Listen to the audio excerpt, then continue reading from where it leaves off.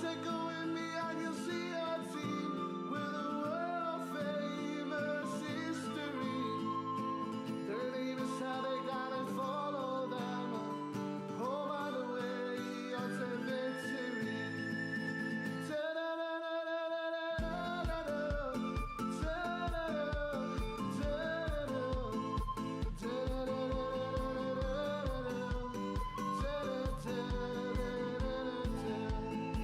As I was walking up the Gala Gate on a Saturday to see a game, a man approached me and he said to me, who's playing today in this city? I said go with me and you'll see a team with a world famous history. Their name is how they gotta follow them home on the way onto victory.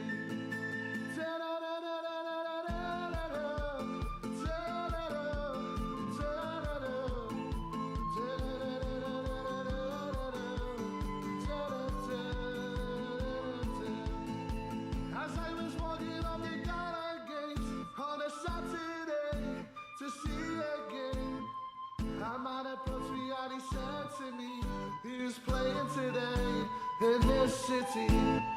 I said go with me and you'll see a team with a world famous history. Their name is how they gotta follow them home on the way onto victory.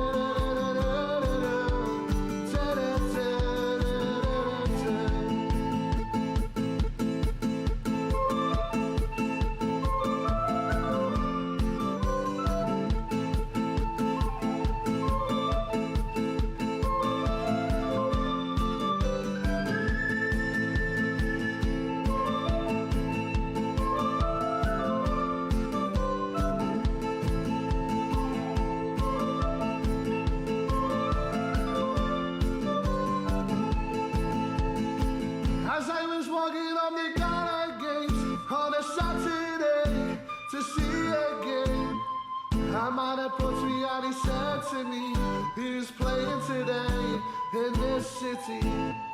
I said go with me and you'll see a team with a world famous history. Their name is how they gotta follow them home on the way onto victory.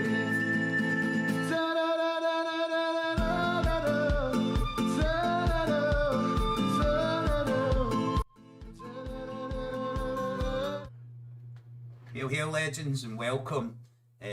Keiser and James doing a bit of the Pulse, the Celtic Pulse. First time doing this show, really. Just going to discuss your average general things about Celtic. Maybe you get into it, except just get right in about it, I suppose, James. There's a donation, a subscriber, satisfaction. Thanks for the subscription. That's 9 food there, that's all Kaiser's face on all of them. Welcome in, legend, thank you very much.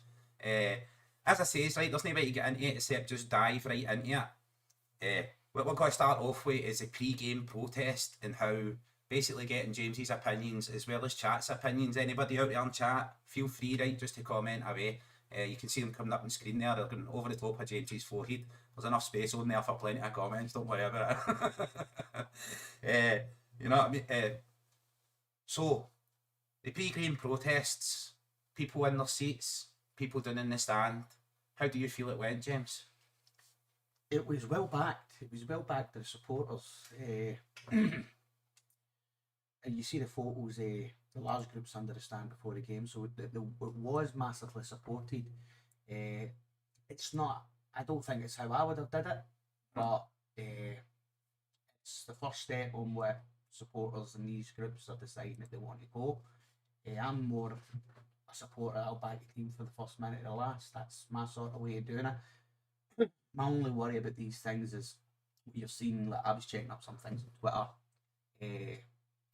after the game, and all the talk for the groups was, you know, we're not going to have a scab culture. We're not going to start calling people out on, because everybody's got a right to protest the way they want to protest. Yeah. We do want a sort of unified sort of way, so it's seen more. But then you're getting comments online calling people in their seats scabs and things like that. So, but we don't know why people are going to their seats. Me, like I say, I'm Meta support. I want to support the team from the first minute to last. People get in with disabled disabilities, and you know, it's the early access where you want to get people down with chairs in areas, people with kids who don't want to stand in a concourse with 3,500 people, then trying in the 12th minute try to get up to their seats to see it, to actually see the gameplay. And you know, me, there'd be nothing worse than standing under a concourse for 12 minutes and Celtic scoring in the 6th minute and it being the only goal of the game. So but it was well supported, but I don't know in reality what it will achieve. Exactly, mate. That was one of the things about the meeting, right? That was one of the things which I must say, I put my hand up, got the microphone, you had to announce who you were representing and your name. So 4 Leaf Clover podcast, I was representing at the meeting, had to put my hand up, give them my name, and one of the first thing I said was, I'm not up for this. People who want to take part in the protest or don't want to take part in the protest, there's varied reasons for it. A couple of the reasons you just touched on there. There's people with disabled access, they're in wheelchairs and that, and they've got another fan who's bringing them in, putting them in situ, and then you're getting in their seat. Maybe they've got stuff to get set up. There's people with wains and young kids who don't want to be standing in a concourse with 3,500 fans or however many thousand fans stood out there, right? 110%. So one of the things I made sure I said is I'm not going to be a part of any scab mentality, and anybody I see engaging in calling people scabs and that for either taking their Europa League package, staying in the home ticket scheme, not joining the early protest, late entry or early exit, whatever the protest may be, I'm never going to call them any names. It's a deeply individual thing to each fan, and it's their decision whether they want to take part or no take part. I'm sure they were with us in spirit. I seen it must have been like 75% of the stand that was on the concourse and 25% were inside. And some of the fans, you're 110% right. They might be like you and go, I want to watch and support my team for the first kick of the ball until the very last kick of the ball. My opinion is the only way that supporters can really affect this is the pocket of the club, because the only way you can get change in a board is by other board members or other shareholders largely voting to make a change, and the only way to do that is by hitting them in the hitting them in the pocket. pocket, because then you talk about revenue, you know, your revenue stream, how much you make, and then that depends on how much dividends is passed out to shareholders. Okay, Dermot Desmond has the largest majority, or not majority, but Largest the largest single shareholder, right? But then you've got some of his friends who hold large parts as well. But you've also got like a lot of people. It's the Bank of Switzerland. You've got the guy who's one of the owners of Gap America. They've got large shareholders in Celtic, but they're there to make money through dividends. So the only way you're really going to get questions now, the board must act on the best interest, believe it or not, is to the shareholder. It's not to the supporters, it's to the shareholders, because it's how it's worked through business. So the way to do that is affect revenue, then the larger shareholders outside, like Sir Dermot Desmond, that they'll then turn around and say, well, my dividends is getting lower and lower and lower. Why is my dividends getting lower? Why am I not making as much money? So there's something going on here. So we need to make changes so that we can capitalise on the Celtic's revenue stream to generate more income, to generate more wealth, to generate... Because this is how businessmen work. I'm a shareholder, but my shareholder's based in a love of the club. Now, I remember years ago, there was a big movement about Celtic supporters wanting to, not receive their dividends, that the dividends would be placed back into the club. Now, did I vote on it? I voted for the dividends to be put back into the club, but it was unanimously beaten because of your larger shareholders, which is businesses. Yeah. Now, I get a cheque every single year. I've never cashed it, because my investment into Celtic wasn't about getting money back. It was about putting into Celtic, owning a part of Celtic, and it was through love of the club, and that's why it was done. but there's many people who do invest, especially businesses, are investing in a club to build a bigger portfolio, get dividends, to make money. So when you start hitting that revenue stream for them, that's when questions get asked, and that's when change gets pushed. Mm-hmm. And that was another thing that I had brought up, mate, at the meeting was, it's not a singular movement. There's not one singular person in control of the movement. It's a fan-wide movement, and that's fans all over the world, all over the country, right, who are involved. And while they might not buy tickets or have season books, right, as lots of fans don't, there's a long waiting list there. So people opting out of getting tickets and that, they would be worried that somebody just comes right in and takes up their ticket, takes up their season book. For the fans around the world and around the nation who are looking to be involved, I was calling for a boycott of the merchandise. Don't buy the merch. Don't buy the strips. Don't buy the shirts. Don't buy the tops. Affect them where it hurts. Hurt them in their pocket. Like you says, affect the dividend payments, and you get the other shareholders who come forward. I'm sure, last year we made £34 million from shares, right? No, from shares, sorry, from merchandise sales. Signed a 10-year deal with Adidas. We were named as an elite club by Adidas. So I'm sure if the sales dropped dramatically, Adidas would be coming in and holding the board's feet to the fire and saying to them, look what's happened here. You have went for one of your best-selling shirts, right? You've dropped off. You dropped off a cliff. Something you've done here is incorrect. And they would look at the board, look at why the decisions were made, and they would do it rather than for me as an angry fan, right? John and Joe Blogs, angry fan, right? They would look at it from a business point of view, and they would hold them accountable in a business sense. So I understand that as well. That for me is the way to go forward. There's Liam said in the chat as well. Welcome in, Liam Legend. Don't affect the team for the stands. Support the team. Support the manager. Hit the board in the pocket. That's the way I see it going forward as well, Legend. I'll give you a good one. I spoke to someone from Adidas early, just before the season started, and he said that Celtic had ordered. They wanted to order player style shirts with the players, which is the exact same material, everything that the players have. Just doesn't fit my belly. Or mine. But they cost about £120 per shirt. Now Adidas, the person I spoke to at Adidas said to me that the only way you can order those style of shirts, they come in 3,000. So when you order a batch, you must not. The batch will come like 3,000 shirts. So you need to be able to sell those shirts. So Celtic basically buy those shirts from Adidas. They'll not pay the 120, but they'll pay a higher. They'll pay a premium price for the shirt. They're about 120 a shirt. Now, if Celtic don't sell them, then that hits Celtic in the pocket. Because Celtic have already bought these shirts in. Yeah. And, to me, the only way you can really make a big effect is through merchandise. Because you've touched on it there, season books. If you don't take your season book, you're going to boycott matches. Because if you're going to boycott home matches, it's not making a difference because you've bought your season book, you've bought your ticket already, the money's already in the club. So all it is an empty seat. So which just looks bad on TV, and it affects the squad morale. I understand that, like people are saying in the chat as well. You see the effect then, because the empty seats, and then why there's so many empty seats, and then it becomes advertised why it is, because the club is, the supporters are unhappy with the board and want changes. But again, the money, the revenue is still there. So then you say, right, well, I'm not buying my season book, but we've got over a 20,000 waiting list. You're on the waiting list yourself. So if somebody doesn't buy it, somebody's sitting there and say, well, I could be sitting here another 6 years and this board might change, and I could be sitting another 6 years and still not have a season book. So I'm going to take that season book when it's offered to me. It's understandable. I know some people who have waited 6 years. You're not going to hit the board through ticketing. Boycotting a match, they've already got the money.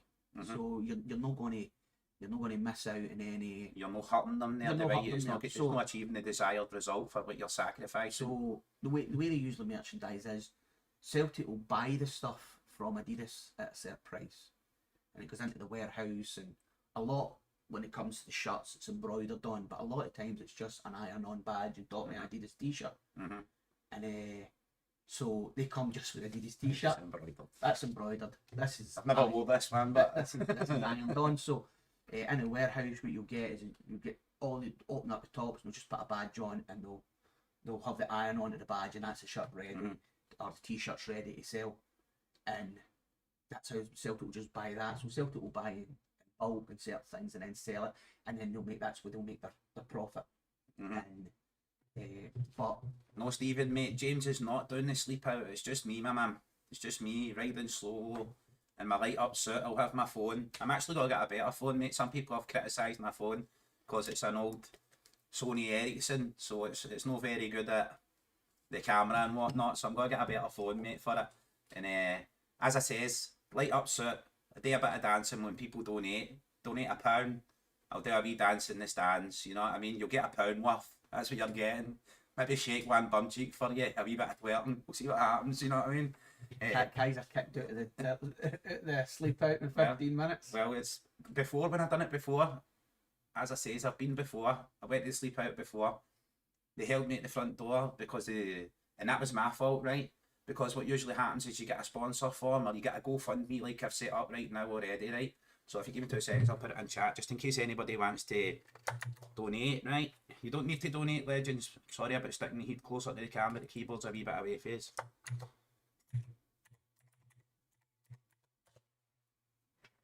Exclamation mark sleep out in the chat. Anybody can put it in and it'll pop up.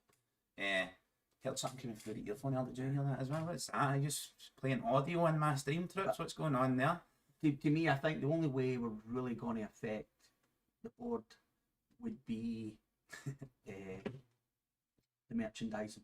Yeah. You know, they've come out with excuses of financial fair play. So I know there was a further meeting last night, right? And I wasn't involved in the meeting last night because it wasn't in Gracie's. It was an online meeting. So the guys who own the podcast that I was representing, they were in the meeting, right? They too. So I was asking them today about a bit of information about what actually happened in the meeting, and they were telling us it was just a further vote putting out to see what the move going forward was, right? If there's going to be any late entry, early exit at Firhill for the cup game, stuff like that, and they've not got the results of that yet, right? So they've not made a decision on that. That'll come later in the week.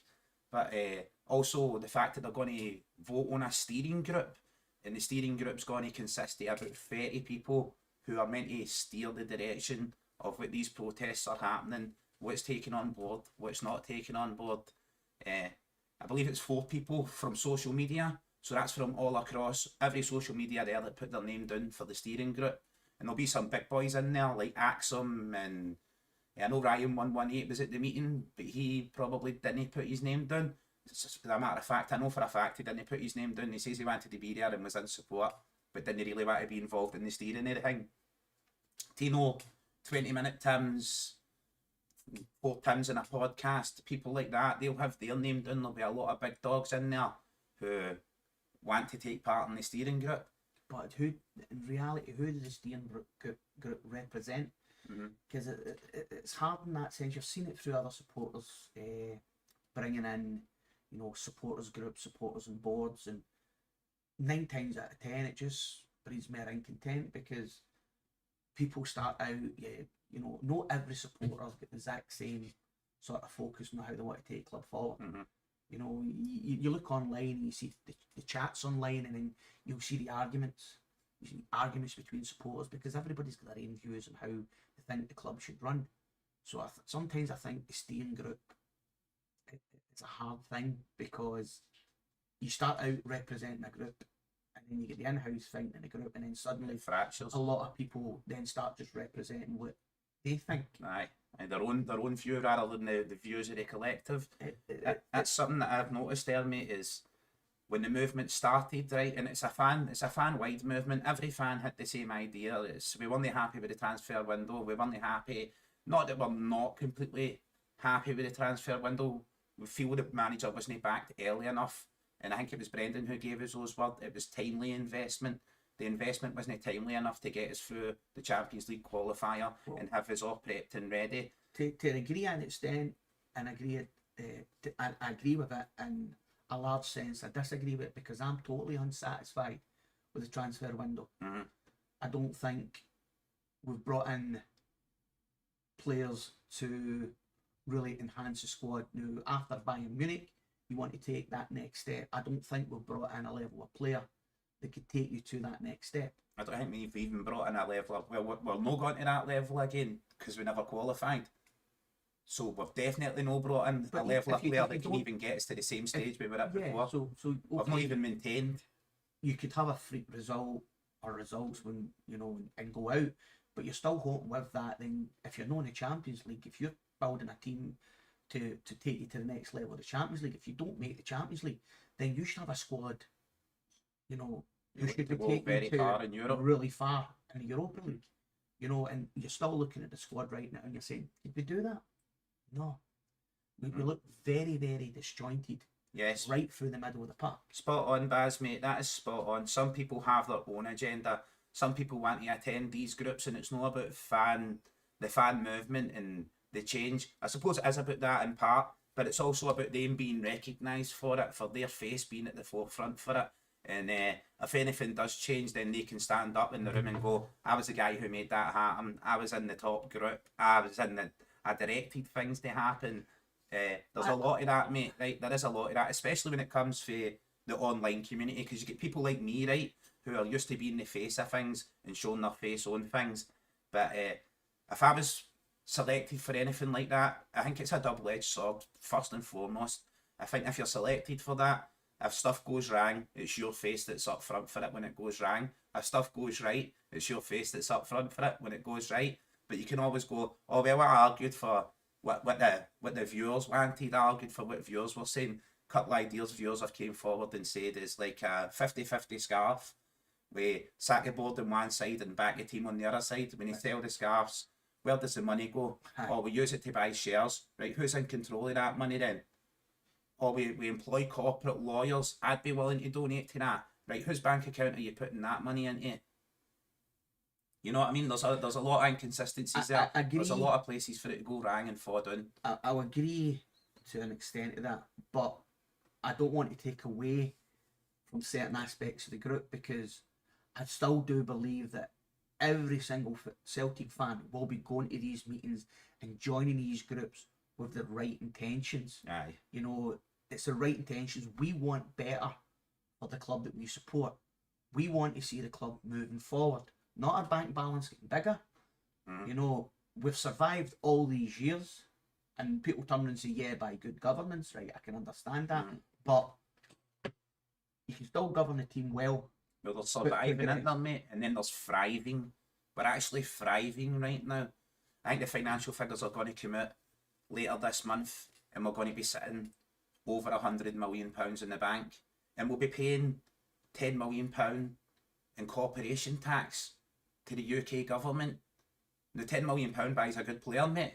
We're all greeting, well, no all yous, but lots of people are greeting about the £11 million that was spent on Arne Engels and the fact that he's not on the pitch. The money that we'll pay in tax will not be based on having £100 million in the bank. It'll be based on what we've brought in this season, but that's out with expenditures. So if Celtic are made 13 million, I just took it in that respect, because last year we had 70 million in the bank and we paid 7 million in tax. So that was an easy figure to go, right, we had 70 million, we paid 7 million in tax. But that's 10%. But why did we pay? We have got 100 million, we'll be paying 10 million. We've got 126 million, we'll be paying 12 million, because that's tax on the savings. You get taxed on your savings as well. It's not a tax on the savings. The tax is based on income. It's corporation tax will based on what the club has brought in. But then what you'll do, Celtic will have very, very astute accountants who will then look into every penny that's went out. That'll go in and Celtic will claim that back in tax reduction. So the tax will be based on the profits the club make. So if you're saying 10%, I think it's a bit more than 10%. Just a guess, mate. I don't know. I'm just guessing. So I'm not sure if it's what's that, about 23% that corporation tax will be. So Celtic make a 10 million profit, then it'd be like 2.3 million you would have. And that's a fantastic point now for Hoopy Tiberius Hound, right? The fans don't want the board to spend 100 million. No. Nanies are suggesting. Well, we would like it, but It's not going to happen. Personally, I wouldn't want to give the full £100 million to Brendan Rodgers and go, sign whoever you want, right? Because I think that needs to be curtailed. He's not always spot on the money with his signings and stuff like that as well. On the whole, he does a very good job, but he's not always bang on the money. There's people who have come in, players who have come in and failed. Adam Ida, for instance, right? He came in and the way Celtic play just wasn't to his game. All fair play to Adam Ida moving on that. We've managed to recoup $7 million on the $9 million that we paid for him, which means I originally thought he was worth about $5.5 million. So we've actually increased his value through his experience at Celtic. In my opinion, 3.5. Yeah, based on being Norwich fourth choice striker at the time. Don't get. I think he did well for Celtic, and anytime he's there at the end, so I kind of went off. But to me, I've said to you and privately, I think Celtic style of play just doesn't suit any striker. Aye. That we've got. I think the middle of the park that we have right now is just, it's so flat. You know, you've got your manager coming out after the Rangers game saying that we're not playing. You know, the way he's telling us that's not the Celtic way, going back the way all the time. You know, so you've got to ask, is it a manager or is it your captain on the park? It's that's something that gets laid firmly at the feet of Brendan Rodgers, isn't it? It's that Brendan ball, the horseshoe of death and the back passing. That's something that people assume Brendan implements and tells the team. I think it's a bit of that ultra safe. You know, you just get in the groove of being safe and retaining the ball. He says it after the Kilmarnock game the other day. We were too slow in the first half, playing too many backwards passes. We're not looking to take any risks. We're keeping the ball safe. That's not what he's wanting. He just seems to be a wee bit different from Ange. Ange is happy to walk out his technical area and scream at the players. Which you've seen. So the players were doing it under Ange, but Ange was passing it back. So Ange came out and hammered the team on the park for doing it. Yeah. The supporters know that because they've seen a video of them doing it.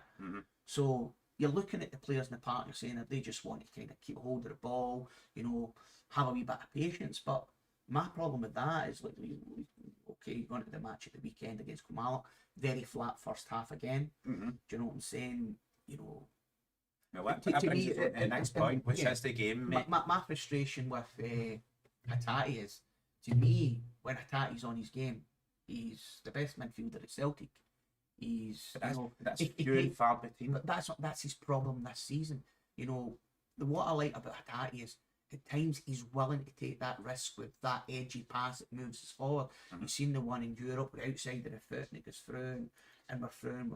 He takes those risks at times, but he doesn't seem to be doing it this year. Everything is just laboured, safe and slow. Now, you look how we want to kind of get forward. Like we every game, the problem I have with Scottish football is it bores me now.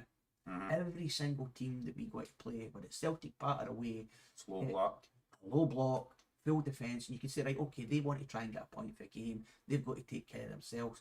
But for an entertaining point in a football match, it is boring. It's boring just watching us try to break it down. But the problem is, you look at Dundee United's goals at the weekend against Hibs. Hibs are up.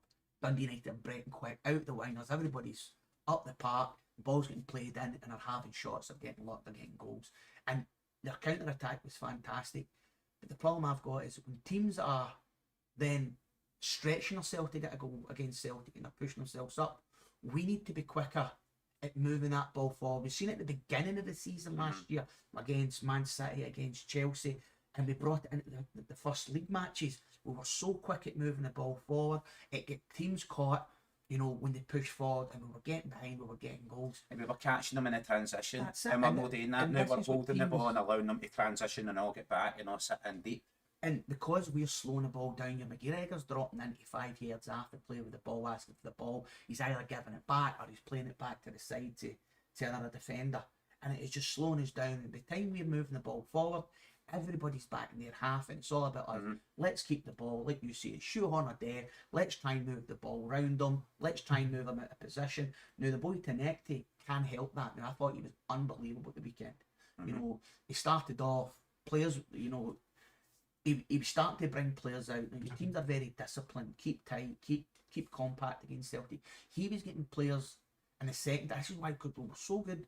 We were moving the ball a lot quicker in the second half. It looked a lot better performance in terms of you know, getting the ball forward a lot quicker. Then players started doubling up on him. So when players are doubling up on him, it's creating more space. Dragging him out of position. And that's it. Mm-hmm. No, and that's it. So you're looking at Balaswisha, that's what you want for him at the other side.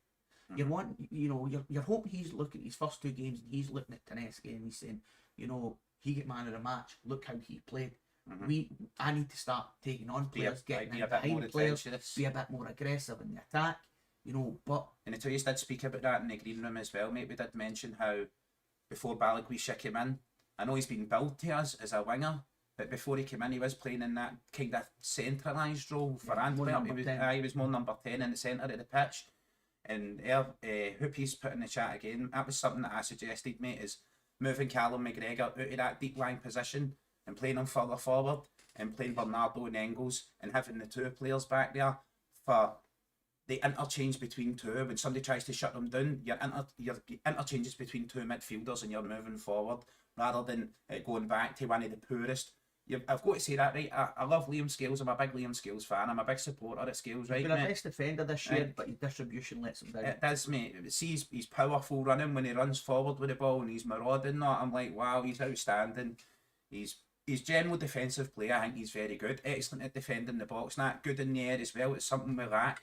Lose a goal for a corner again, mate. You know what I mean? And we never seem to defend corners well, and we certainly never scored them. There was one point, I think it was last season, I'm not sure if it might have even been the season before, we had a wee sort of spell where we're doing really well with set pieces and and Gavin Stratton. Yeah, Gavin Stratton got the praise for it. Mm-hmm. Brendan came out and said a lot of praise must go to Gavin Stratton, who's taking care of our set plays.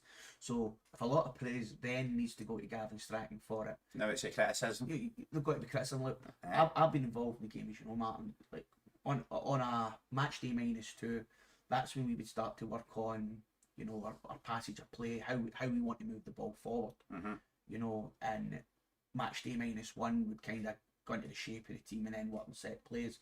So you've got to say how much work goes in on Celtic set plays, because it doesn't look like there's a lot that goes in on it, is it? Not even the pattern that plays, see how to move that ball forward as 8 well. 8 out mate. of 10 times our corners don't beat the first man at the near post. Exactly, and that's just no good enough. And it's not good enough when you've got players like Scales and stuff like that who can header a ball, get the ball into those danger areas and attack it. On the Teams do it pitch, against us. welcome in, legend. You're watching the games against us. Every team play compact. You know, now you've seen against Commando as well. They're going into, you know, when they get a throw in, this long ball straight on top, the penalty spot, between the penalty spot and the 6-yard line, get the ball in there. Even When it's in the mixer, who knows that's what's it. going to And happen, teams are mate? now playing for corners, free kicks, to just put the balls on top of yourself. Look at the goal Commando scored. It started with a long ball for your goalkeeper up the park, a knock on with a head, and Schmeichel pulls a great save off, comes off his line, makes a great block, and then makes a second save with his leg, goes for a corner. Ball gets knocked out for another corner, then a goal. Now, there has been a lot of criticism of Schmeichel, and you're a goalkeeper, mate, right, and a goalkeeping coach as well, right, as you've told me, right, and I don't know if everybody knows in the chat, James used to work with Celtic Ladies. He was goalkeeping coach for them, so he's worked at a professional level. He's seen success as well with the ladies, league winners, Scottish Cup winners. You've done your job well, mate, right? So Kasper Schmeichel is one of the people who's come in for a lot of criticism. But why? The game at Ibrox, he comes out and flaps at the ball. I'm like, just stand on your line, man. You don't even need to come out and challenge that. Of course, it was an offside goal. We get let off the hook with that there. But it's just things like that have been. And I think, not just his performances, right, mate? I think the performances of Sinisalo when he was in goals. People says, well, what has he been dropped for? Because he's done quite well. You know, he played really well. But Sinizalo's come in. The hardest thing about a goalkeeper is when you're number 2, you're number 2. Mm-hmm. You know, you're only going to play the odd games if it's cup or no. And you're talking about Kasper Schmeichel. Every goalkeeper gets a rush of blood to their head. Aye. I remember talking to Fraser Foster many years ago, and I mean many years ago when Joe Hart was still at Man City, and the talk was based on differences, working in English International and things like that. And we're talking about we're talking about corners and crosses, and Fraser was like, I like to kind of hold my ground, and then I can react to a shot or anything that comes in. Whereas Joe at that time at City, you know, that's why people used to always say he made a few higher mistakes, but you know, he would come out and he'd pull off unbelievable saves and looked so good, but then could. I'm getting offered a job in the chat. Keiser, have you got a job, mate? What job? I got half your mat last night. Ladies and gentlemen, We got him. we got him. I'm a full-time carer for my disabled son, Legend, so I find myself with a lot of spare time. Just in case that's just a general inquiry and you're not trying to be a dick. But it looks kind of dickish, just to let you know what I mean? Me, mate, right, the Kilmarnock game, I think you brushed over it quite well, mate. I thought we were quite flat in the first half, and I don't think that had anything to do with the fans being on the outside. And I don't think it had anything, the increased the performance in the second half had anything to do with the fans being inside. Then there would have been a stark change in the play for 12 minutes onwards when the fans did come in and they were singing and bawling. I know we were kind of muted. I think Sky Sports muted the mics at that end of the stadium and kept it quiet. You know what I mean? Thought we were quite slow and ponderous in the first half. The second half, I thought we were a lot better. For me, a couple of times I've been disappointed with Nigren. He seems to show up and then no show up from time to time. Real Hatate, an empty shirt. Every now and again, mate, he comes out with some class bit of play. That's what he's in there for. He can be a game changer, a world beater. But I always say, you either get world-class Hatate or you get clatty Hatate, where he just walks about the park, building fucking they be black beads that are on the artificial pitch. He was just making wee castles with them and stuff like that. I'm like, what is he doing, man? Come on. But I don't want to go down that road of criticising players and that, right? Too much. I'm not going in too fit challenge on them. I do think it is time for like a wee change of shape. Maybe the dynamics of the play, the patterns of play. It's something you've mentioned to me before as well. Something like that can be really revisited and looked at. Probably our quickest and our best probably on a ball this season was against Falkirk. Mm-hmm. You know, we're moving the ball quick, we looked well, but that was a whole different midfield. Okay, McGregor was still there, but you also had, I think it was Engels and... That's the best I've seen us play this season. Yeah, that game against Falkirk. Falkirk came out and play as well. Yeah, and that's it, because they came out and tried to play a game of football and you get in behind. But it just seems to see, like, the manager's got patience, but as you've seen in Europe, you've seen against Rangers, sometimes the amount of patience doesn't matter. If you've not got the quality to get the ball in behind, you've not got the quality actually to do something when you've got the ball, you can't cut a team open. If you're giving them the time just to get back in and give a low block and defend, then you're going to have a hard time scoring goals. So we've got to be quicker at moving the ball. Another thing I've heard is Stephen J saying, James, can you sort out the Pillsbury Doorman in goals? But I back Casper 100%. A lot of people are giving him a lot of stick. That was the first goal he's conceded all season. For Celtic, Denmark, everything. It's the first goal we've conceded. You know, goalkeeping... You're not counting the penalties against China? No, you're not counting them? No. I remember going out, I had a ding-dong with Fran Alonso in the Champions League when we get put out in penalties of the Champions League, because I love Fran. I was actually messaging him the other night as well because he got a good win at the weekend for Deportivo. But I remember when we was going into penalties, we were 3-2 up, and I remember we had to bring on, I think it was Claire Goldie, and we'd made an arrangement. Chloe Logan was our sub goalkeeper. Chloe was fantastic at penalties, and I'd put into the top and that. So if it gets the penalties, we'll take off Kelsey and we'll put in Chloe, and we were 3-2 up, and he went to bring on one of our youth players, and I'm like, "What are you doing?" He's like, "No, we're going to try and see out the game," and then he brings a player on against, obviously the advice for myself not to do it, just to keep it safe in case anything happened. And then we can see the last second penalty goes into penalty kicks and we lost in penalties. And that's what I would, if Casper struggles with penalties, you know, I wouldn't mind if Sinazal's better in that sense, to say, right, we'll bring him on just for the penalties, because it can put strikers off as well, seeing something different in front. Why are you bringing him on? Is he really good at penalties? It can play mind games, can do things like that. It's mate, because I personally, right, I back Casper Schmeichel. He's one of the keepers where I'm like, when teams do breakthroughs, I would, number one, I expect Casper Schmeichel to do well and save him and stop the ball. He's brilliant at spreading his body. He's excellent at shot stopping and closing people down and things like that. Sometimes I've looked at him and thought to myself, what are you doing there? But I think you explained that yourself, mate. Every goalkeeper gets out of shot blood. Exactly. Every goalkeeper makes a mistake. Every goalkeeper in the world, no matter if you were Buffon or whoever, every goalkeeper's prone to mistake. Every goalkeeper can concede a goal, and that's it. So I back Casper 100% because he gives players in front of him confidence. His stature in goals, his name, it breeds confidence in players in front. That's the first. And some of the players we've mentioned there, mate, right? Like I've mentioned about Nigrin and Hatate. Well, Hatate plays the ball to Nigrin, and Nigrin plays it out to Sriracha, who chips it in, and Maeda nips in for the first header.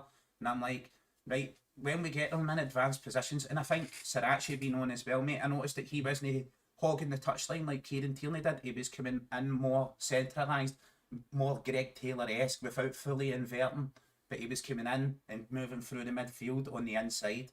So like it was like an inside that it was almost a left mid. You know what I mean? That is basically inverting. So but that's what he was doing, a lot of that, and I thought we looked a lot better going forward with him there as well. Kieran Tierney, question marks over his fitness. We all know what's happening there. How can we have question marks over somebody's fitness almost 2 months into the league?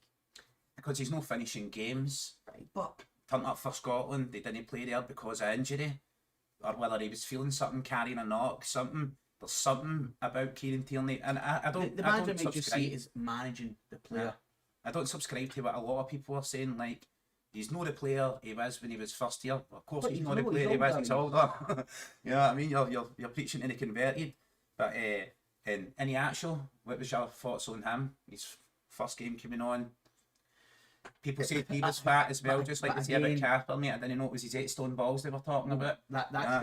All you can say about the guy is balls. Was he going to come out and be Adamida? You know what I'm saying? First game, penalty kick, scores it. Or it's going to be Giacomacchi.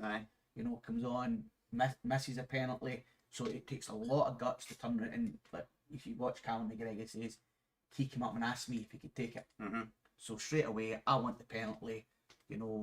Balls, man. That's it. That's what you want for your In striker terms as well. of his game, I think it's the same as every striker we've got just now. He's already matched. Don't think He's already matched his goal scoring for his entire loan period at Middlesbrough. When we wanted him coming first time and he didn't come, he went to Middlesbrough. I'm kind of glad he went to Middlesbrough and had a couple of chunky months. You know what I mean? Striding a bit in there and getting good wages. I just don't think our style of play is conducive to a central striker. Everything we do seems to come from the wide areas, and when the wide areas don't play, we don't play. And that's what the scary thing is. That's how it seems just now. That was the refreshing thing about Tenetke as well, mate. Having that out ball onto the wing. That's it. And that's how people are like. I understand people saying all the frustration with Balak Wisha. That's 2 games now. The game at Ibrox and that game there, he didn't really do it and he's playing on the right hand side there, right? So for me, he's out of position. He's picking up the ball and he's knocking it back. For me, he's the kind of player who likes to receive the ball when he is wide. He likes to receive the ball, knock it back, and he's running in. He's one of the kind of players that likes to run onto a ball. He's not really the kind of guy like Tenetke who can take people on and beat them. Or is he? Is he just being safe? Does he not want criticised? Does he just like lacking a wee bit of balls? Just time. You've got time, get used to the play, get used to how it is. But if you want, you look at the wingers that Celtic fans love wingers. For Paddy Roberts, why was Paddy Roberts loved? Because he would take a player on. He could get by players, he could create something special, and he was beating players. You know what I'm saying? And that's what Tenetke done. So Balak Wisha wants to be sort of, if you want to be loved by, he's got to have recognised that. Tenetke coming in, man of the match, and that's not even players that you wouldn't even see were the greatest players ever. You've got the Derek Pelly. Paddy Roberts. Unbelievable. Why did Bobby people love him so much? Because he took players on, he could beat players. From out of nothing, he could just change the way the game's moving. Players would really have to step in, they would double up Tom on Rogic, players like that, mate. Who can, and that's what we need in the middle. Someone who could drive forward now. Like Carter Vickers had a good shot in the first half, good save for the goalkeeper. That's what I want to see more of. I don't want to see this sideway, right? I've got a chance of shot here, but I'm going to pass it out wide and we'll try and move the players a wee bit more. Which Baz has said in the chat here, when AJ comes back, that might help Balak Wisha's game. Possibly, but I think Kobe Donovan played very well, mate. I thought Kobe Donovan had a very good game. I keep calling him See, because Jason Donovan, I keep on saying Kobe Donovan and his tricoloured dream coat, you know what I mean? But Sing us a bit. he done very well for getting his penalty. Aye.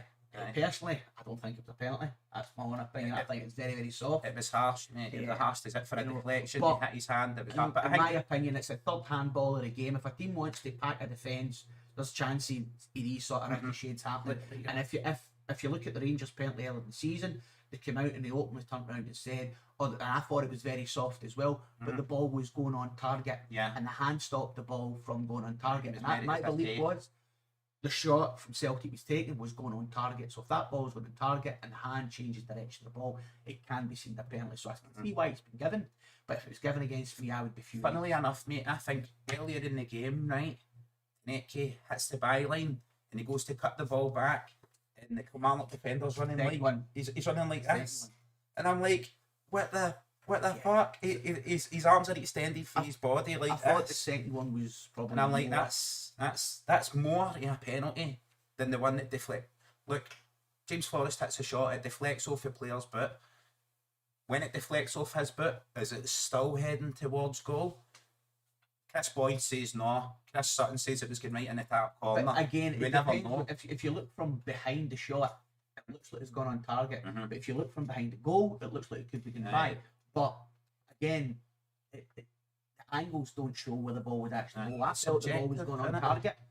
So if the referees Get that out of beating, you know, all his pints down the lodge and all that all get cancelled. The way fuck you, line through his name behind the bar. Brother beating, your paying full price for now. I just think we need something a wee bit more creative in the middle. We need to be a change in the middle of the park because the centre of the park isn't working just now.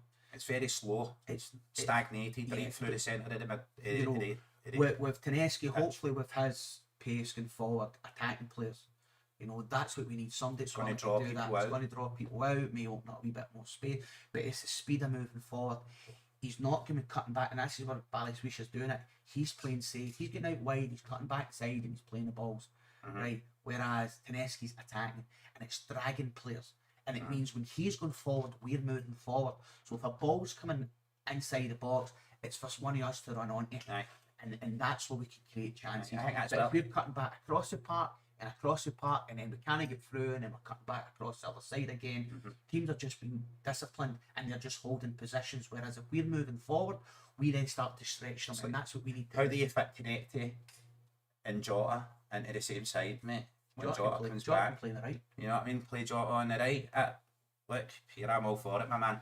So moving forward, mate, into the game at Fir Hill, the original Glasgow derby, you know, the only one we've got. The oldest Glasgow derby. Yeah, the oldest Glasgow derby. Oh, well, no, wouldn't be able to Queen's Park, to be honest with you.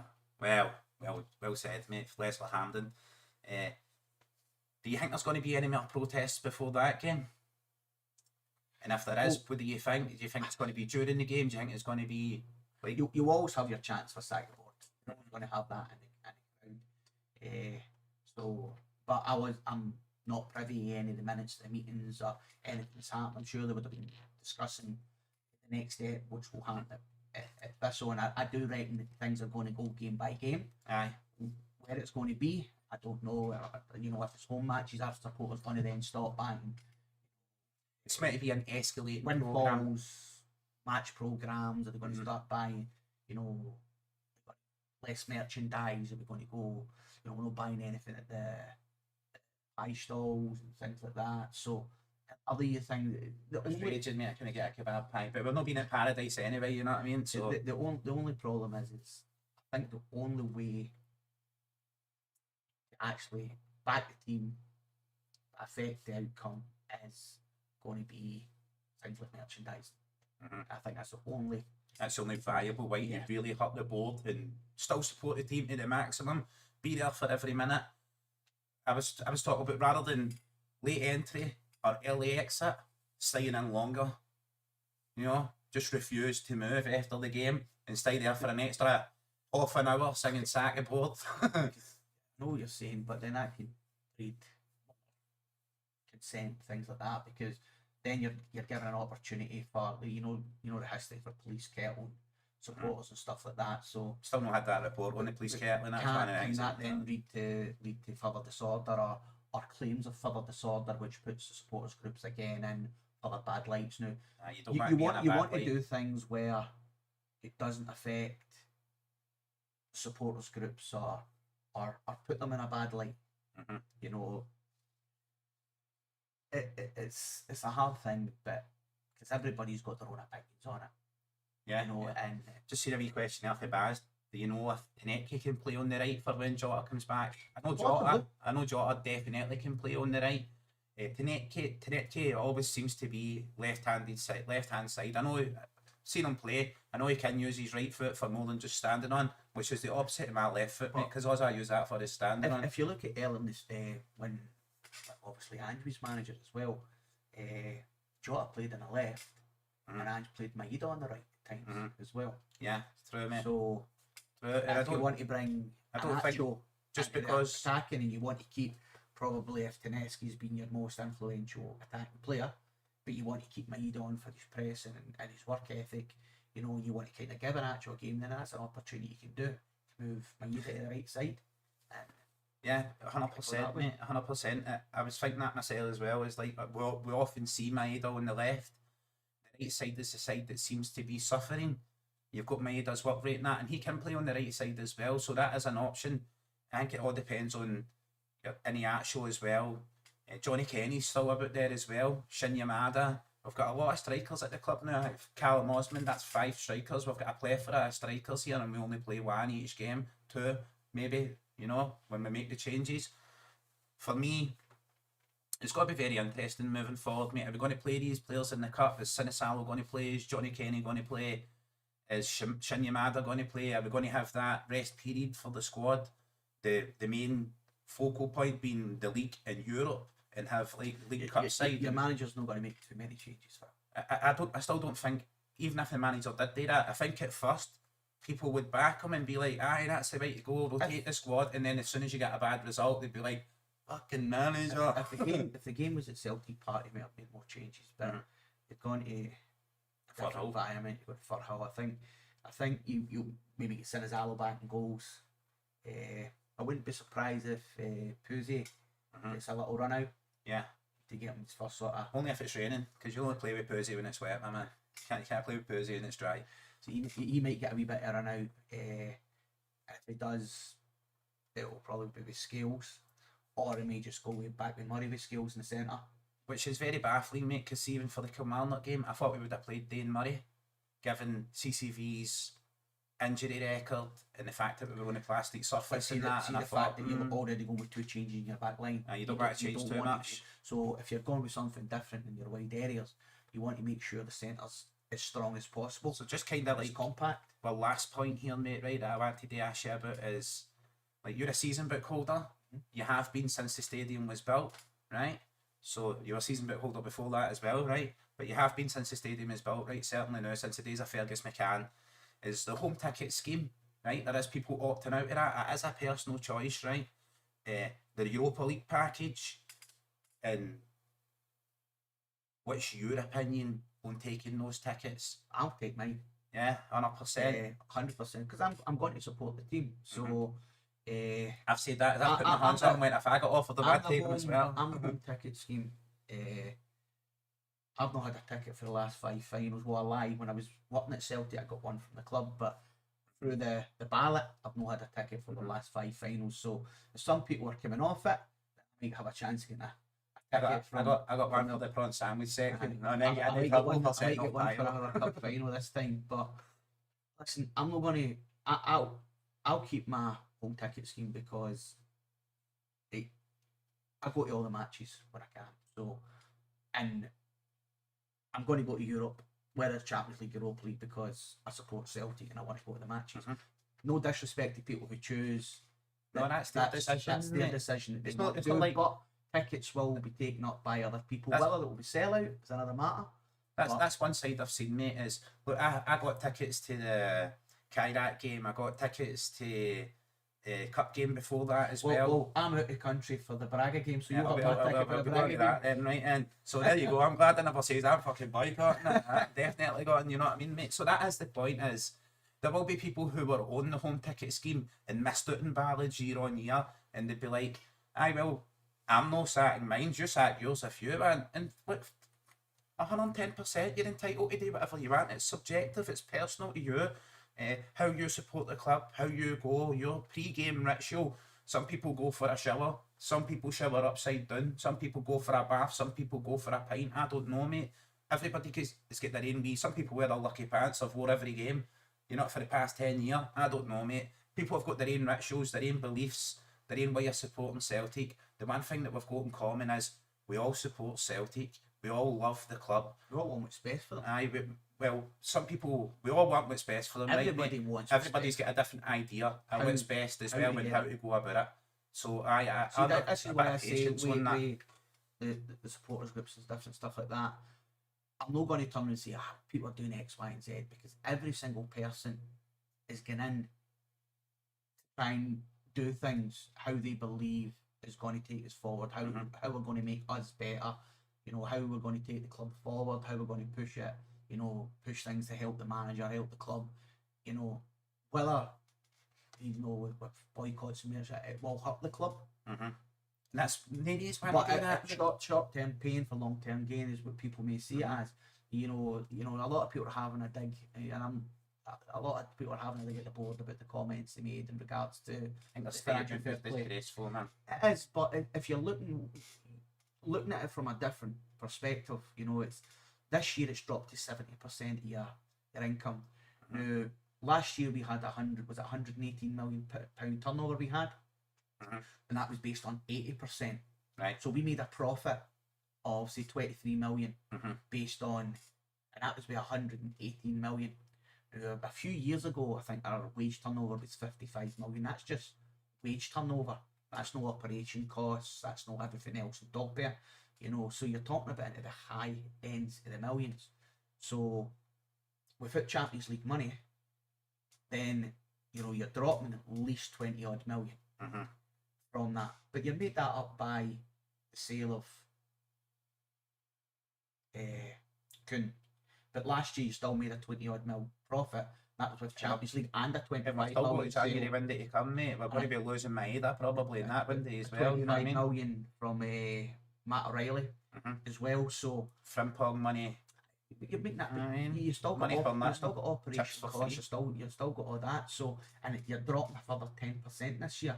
Do you know what I'm saying? So you're dropping to 70%. So I can see what they talk about in regards to the financial fair play to a small extent, but I think for a couple of years you're allowed to be minus.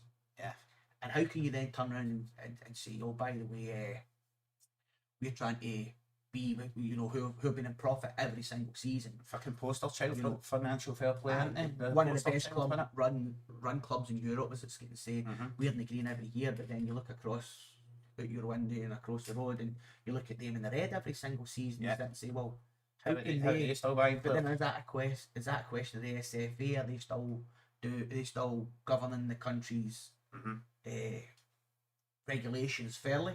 Yeah. Things like that. I don't know because I don't know anything about Rangers finances. But it's a lot of money that comes into the cost of running the club. So I see it a small part. But when we're in the green every single season, then but we've had Champions League the past 3 years. Exactly, mate. Exactly. Look, legends, thanks for coming in and watching, right? I'm sorry for the people just getting here. Lindsay, Chris, legends, you've obviously been over there in the wine bar and you missed out in the beer lounge here, you know what I mean? I will take a look at this. We're going to do this more often. I'm going to bring more of these a week. Try to emphasise my own channel. Like I says, involved in fan action, fan movement group. Still didn't get a name yet, right? So get your name suggestions in the comments after this, right? For the fan group, the steering committee and all that. They've not even got a name yet, so they're looking for one. I can't really put my name forward myself because I represent a different podcast, and they were the ones that were invited. I wasn't invited. I was invited as part of them. So it kind of made me look at doing things in my own channel, doing things for myself. Got my best mate here, Heinzie. Excellent football knowledge, excellent football experience. He's got his own laptop as well, believe it or not, legends, right? He'll join in for the laptop. He just likes coming down sitting beside me. And it's easy to do it like this. So this is something that we're going to bring in more often. I'm going to look at the times as well. I can see people joining round about now, and I guess it's about 1:30, right? What is it? just going on 1:30. I know that because the wine bar will be closed and they will be away for coffee enemas and stuff like that, right? But so I'm going to look at the time and we'll maybe start for 1:30 in the future, and then when they're finished over there, everybody can get in here and join in. That would be better. Have people not to make the choice between watch them or watch me. I don't really want to do that. I just want to find my own niche, find my own space, find my own time. I'll bring more of these uploads, me and Heinzie, me alone, see what happens, right? We'll see how it goes. What day is it today, James? Tuesday. No, I'll schedule another one right for tomorrow. I'm going to try and bring them every single day. I'll do a Wednesday afternoon and I'll lock into that. So come back here tomorrow afternoon, legends, and we'll talk over whatever's going on in the Celtic world. I feel there is a balance to be struck between bringing content, right, and having something to talk about without just manufacturing stuff, without just sensationalising anything. Like the club says, all us people on social media invent facts and sensationalise things. The Go Ahead Eagles chairman never said nothing about them. We just made that up. Me, personally, it was me. I made it up. So, right, like I'm saying, legends, stay blessed, right? Stay beautiful. For me, Keiser and Heinzie, hail, hail, legends, and we'll catch you on the next upload, right? See you later.